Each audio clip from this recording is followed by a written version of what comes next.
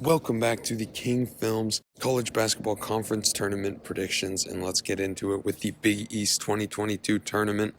One of the biggest venues, of course, this is their 40th year at Madison Square Garden, so let's get right into it with Xavier against Butler. And Xavier is no doubt a bubble team, so they really need this matchup. They've been on one of the worst losing streaks in the nation, one of the coldest teams in the nation before their win over winless Georgetown in conference.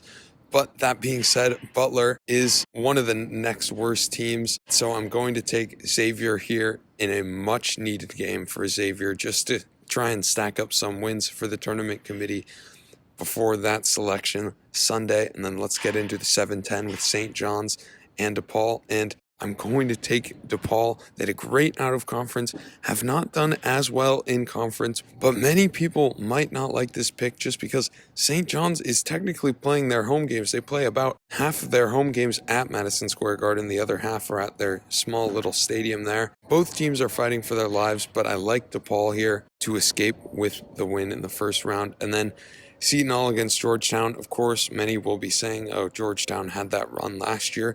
Yes, but Georgetown was still a bit better than they have been this season. They've just been dreadful, about a mid-major team. Georgetown has been only 6 wins, winless in conference. That's just horrible that they could not even pick up one, and I don't think they will here in the 6-11 matchup. Give me a hot Seton Hall team to move on to the next round.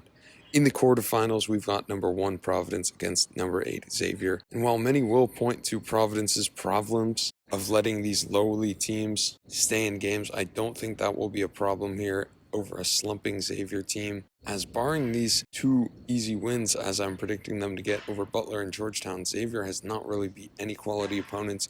Providence will be a different story, and I think that they will take this one. Then we've got a very intriguing matchup between Creighton and Marquette, and these teams have both done well down the stretch to get them in tournament position. Both of these teams are locks for the tournament. I could see them being anywhere from a 7 to 9, even a 10 seed, depending on what happens in other tournaments, but probably in that 7, 8, 9 lines for both of these teams. And in this matchup, I'm going to take Marquette, actually, as everyone may point to Creighton's great win over number 3 seed in this tournament, UConn, but that was at home. I just like what Marquette has done. Most of their conference losses came in an early stretch in about January where they just lost a handful of games in a row. I think that Marquette is the hotter team right now. Give me Marquette in the 5-4 matchup, although I could see that one going either way. Then in the 2-10, Villanova and DePaul, I just think this one will be about a 30-point blowout. Villanova has had a chip on their shoulder ever since Providence clinched that 1 seed in the Big East. So Villanova has just been beating up on teams, including Providence. Give me Villanova here to make it to the semifinals. And then UConn against Seton Hall. I'm going to have the upset here. UConn has not played great down the stretch here, while Seton Hall has gotten hot. So I think this will be a very close game, but give me Seton Hall to stay hot in this one.